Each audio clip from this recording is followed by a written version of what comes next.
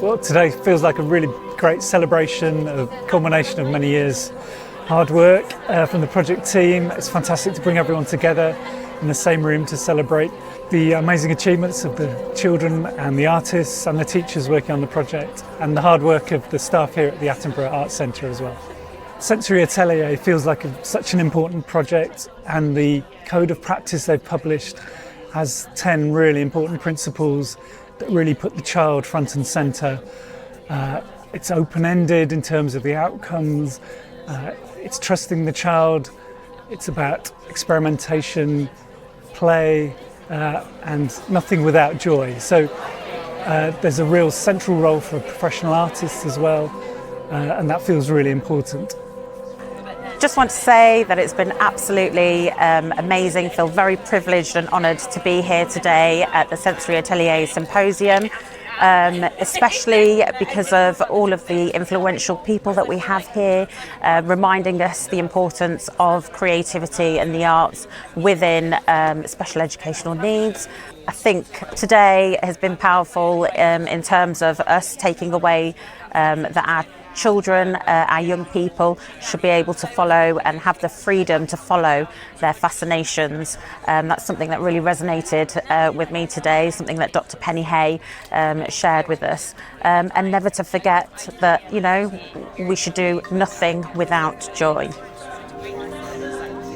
Some of the things that I took away, one thing specifically was both and. Multiple things can be true at the same time, even contradictory beliefs. There's a repeated message this morning that children are powerful thinkers, and teachers talked about how creativity can unlock potential, especially in Reggio Emilia. The Italians refer to special rights for children. The environment is the third teacher. That's another thing that resonated with me, and every child has a right to creativity. I was really taken by Dr. Penny Hay, who said that we need to reimagine education, and especially the connection with health and care, which is essential. Respect children's ideas, to co-design learning, and every child has the right to be themselves. I think it's very easy, either as a new teacher coming into school as an ECT, an early career teacher, or as leadership sometimes that are responsible for the oversight of the school and results and things like that, to feel uncertain about the inherent value in something that is pupil-led and pupil-driven, in providing a provocation where there are no clear outcomes, can be a really scary thing at both ends of the scale, be that new teacher or leader. And I think a day like today is just so empowering to see the anecdotes and the evidence, and you just can't deny it, that the impact of this approach is powerful. And actually, of course, there will be outcomes. You don't need to have preset outcomes. You can provide a provocation, an invitation. You can make the environment the third teacher and not have a plan. But out of it will come outcomes, because children are innately curious. Young people are, are desperate to make connections and move things forward. And I think that the evidence of it is here today. It's great to be intellectually challenged at these days, and I've just been in a room exploring with paper and tape and just making chaos and pretending it's work. Lovely. There are so many advantages of days like this.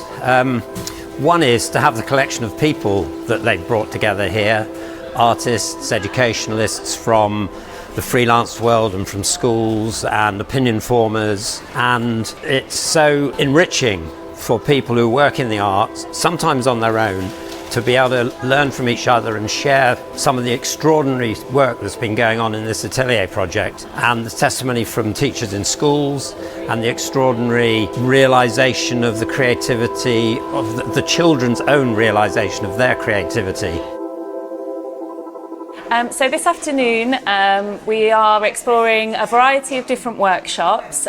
We've got lots of different atelier exploration going on across the whole building, and the reason we're doing this is because we want the adults that have come to experience the day to really take part in the approach, have a go, explore their own ideas, explore the different lines of inquiries as though they were children themselves, so that they can really grasp the theory and the ideas behind what the Reggio approach is, which ties in really nicely to kind of the presentations we had this morning, because they showed us that although this is one big approach, actually people can get so many different things from it.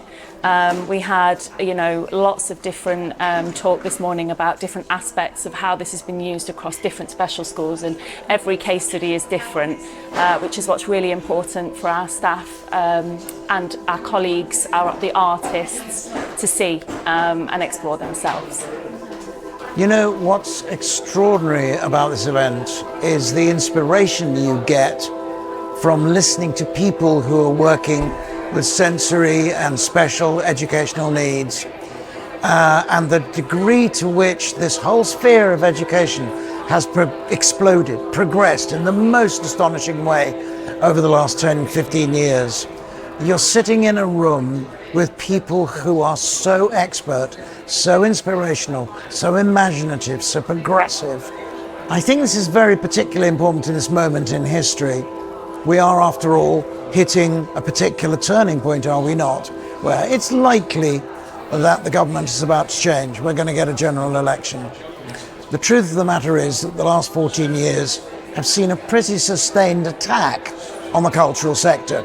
So there's a moment here where the cultural and educational value and uses of art are going to explode if they're treated properly, if they're encouraged, if they get funding, and we will see an absolute revolution in our cultural sectors and in our schools in the most magical way.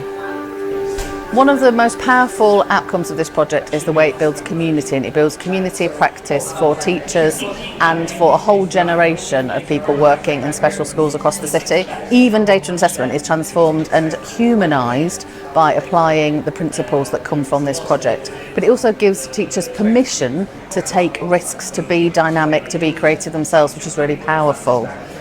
Somebody quoted Edwin Bond today, who said, is it that schools should enable young people to know that they have a right to exist?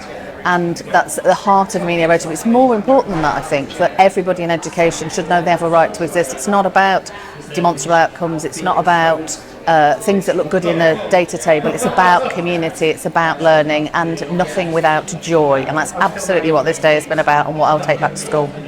I think one of the things that struck me from the symposium has been the idea of risk-taking. We can sometimes put ourselves in a box, sometimes we're put in a box, and that's certainly been the case for education in terms of scrutiny and outside scrutiny. But I think what's growing organically here is an opportunity to follow our hearts in a way that perhaps we've been scared to do previously, and watching the journeys of people following their hearts and doing what really feels right for the children in their care. I think everybody who's been here today is going to take that away and know that they can follow their hearts too, and that we will do no harm. We are okay to do that, and the children will benefit from it, and so will we.